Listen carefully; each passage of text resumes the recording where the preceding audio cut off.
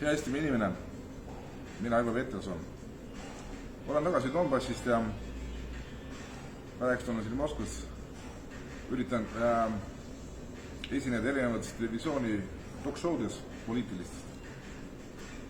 Räägime majandusest, räägime tulevikuperspektiividest, sest iga sõda saab kord läbi. Laua taha istuvad diplomaadid, poliitikud, ametnikud ja küll lepitakse kokku tulevases maailma korras, selle olekus, suhetes, piirides ja nii edasi. Kuna täna diplomaatia Eestis ei tööta, siis olen mina täna siin kui rahva diplomaatia üks osadest. Pisikene või mitte pisike, eks see selgub tulevikus, aga võin teile öelda ühte. Nende päevade jooksul, mis ma olen olnud siin Donbassis, mis ma olen olnud Moskvas, olen ma kordagi, mitte kordagi kuulnud mitte ühtegi halba sõna Eestimaa suhtes. Isegi mitte Eesti poliitikud, sest Eesti poliitikud täna ei kutsu esile peale sellise naljaka ohkamise või veel midagi, mitte midagi. Sest nendest ole nii palju, et nendest ei ole mitte midagi. Ja seetõttu meie rahulikumine koos ja loodust ka tulevane erakond koos teeb täna kõik selleks, et need viimased uksed siia Venemaa poole oleks lahti, et me räägiksime üksteisega, me ei tee siin poliitikat, me üritame panna aluse uuesti majanduslikule restardile, sest lõppude lõpuks meie lapsed tahavad kooliharidust saada, toad tahavad sooja saada, inimesed tahavad tööd saada ja see on meie liikumise üks põhilised prioriteete.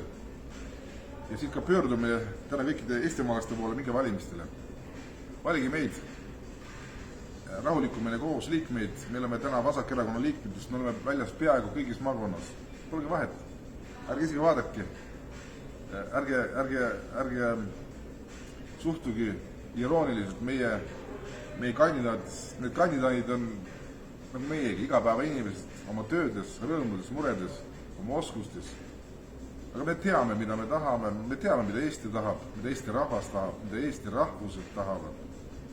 Me liigume teiega koos sinna, et teha seesama uus majanduslik restart Eestis kogu Eesti rahvale, tema hüvanguks, tema õnneks. Kõik midagi lubavad. Meil on väga lihtne programm. Meil ei ole programmis välja toodud praktiliselt mitte ühtegi arvu, välja arvatud kaitsestruktuuride vähendamine, kulutuste vähendamine, sest see, kuhu nad täna kulutavad, see on täitsa mõttetu. Meie näeme väljapääsu ikkagi diplomaatias, läbirääkimises, kokkulepetes, rahvusvahelises õiguses ja õigluses. Nii et miks mitte? Tulge valima.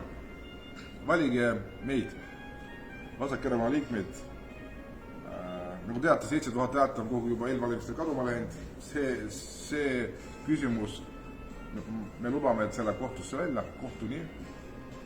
Ja me üritame seda protsessi venitada maksimum nii palju kui saab. Õiglus ja ka õigus hääletusele ja õiglasele hääletustulemusele peab olema, peab sündima. Edasi, kui te tahate olla kindel, et teie hääl ei lähe kaduma, siis kindlasti, kui te lähete valimisteni, siis fotografeerige oma hääl, kelle eest annate. Te ei pea meie eest andma, ükskõik kelle eest annate, aga te kindlasti fotografeerige seal, fikseerige, sest see ei ole keelatud.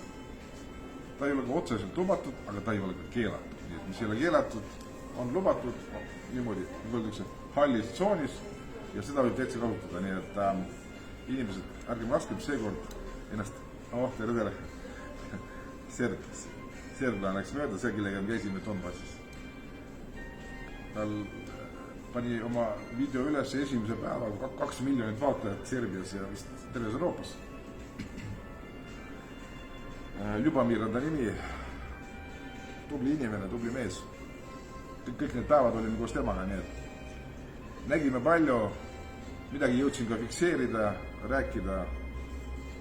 Palju on veel rääkida, ma väga loodan, et Eesti ajakirjandus vähemalt nii palju viisakust kasvõi kutsub mind läbi rääkima, kaasa mõtlema ja arutama nende asjade üle, mida ma nägin ja mida ma ei näinud, nii et nagu öeldakse, iga asi on, iga olukord on nagu kahepoolne, mitmepoolne ja üritame siis lahata, miks see olukord on nii, nagu ta on ja näed, mul on täna isegi üks ajaleht siin kaasas, näed, siin on kirjutatud vene keeles Vesna ehk siis kevad. Kevad on kohe tulemas. Kevad meie südames, meie peades. Kevad on alati lootusaeg ka Eestile. Mina isiklikult loodan, et see kevad paneb aluse uuele rahuliikumise veel suuremale, paneb aluse arusaamisele, et sõda ei ole väljunud Eesti jaoks, vaid vastupidi, sõda võib olla hukk nii rahvusele kui riigile. Meie teeme omalt poolt kõik, et seda Eesti riiki hoida, armastada, kanda ja kutsun ka inimesi tegema nüüd mõned sammud tagasi sellest sõjahüsteeriast. Ma kardan, et paljud ei mõista, mis seal tegelikult Donbassis toimub. Aga kindlasti me kohtume, me räägime teiega. Ma üritan seda infot nii tõepäraselt teiega jagada, kui ma aru sain.